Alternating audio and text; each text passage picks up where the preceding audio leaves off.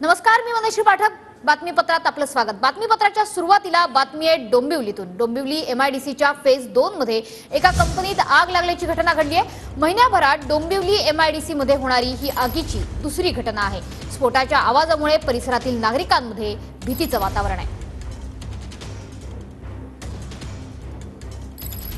तर Dombivli MIDC phase 2 मध्ये ही भीषण आग लागलेली आहे. स्फोटाच्या आवाजामुळे परिसरातल्या नागरिकांमध्ये भीतीचं वातावरण पसरलं.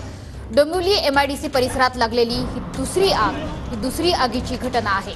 महिन्याभरामध्ये डोंबिवली एमआयडीसी मध्ये या आगीची दुसरी घटना आहे. डोंबिवली एमआयडीसी पुन्हा एकदा अग्नितांडव बघायला मिळत आहे.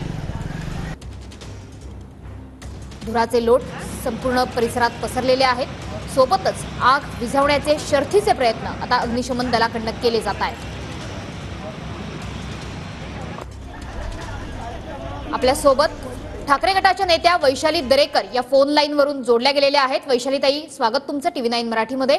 सध्या ही भीषण घटना आपण बघतो आहोत. डोंबिवली एमआयडीसी फेज 2 मध्ये महिन्याभरामध्ये ही दुसरी घटना आहे. याच्यावरती वेळोवेळी उपाययोजना करण्याची बातचीत केली जाते, मात्र ती होत नाही.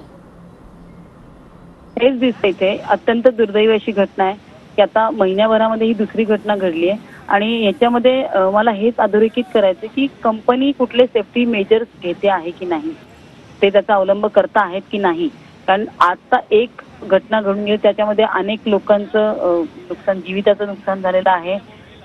जीवानिशी गेलेत, त्यांचे अजूनही मृतदेह सापडलेले नाहीयेत. अशा ह्याच्यावर असताना आपण आज ही दुसरी घटना घडते. म्हणजे जे कंपनीचे मालक आहेत किंवा जे कंपनी चालवत आहेत ते लोक कुठले सेफ्टी मेजर्स इथे घेत आहेत की नाही, काय त्याचा अवलंब करतायत की नाही.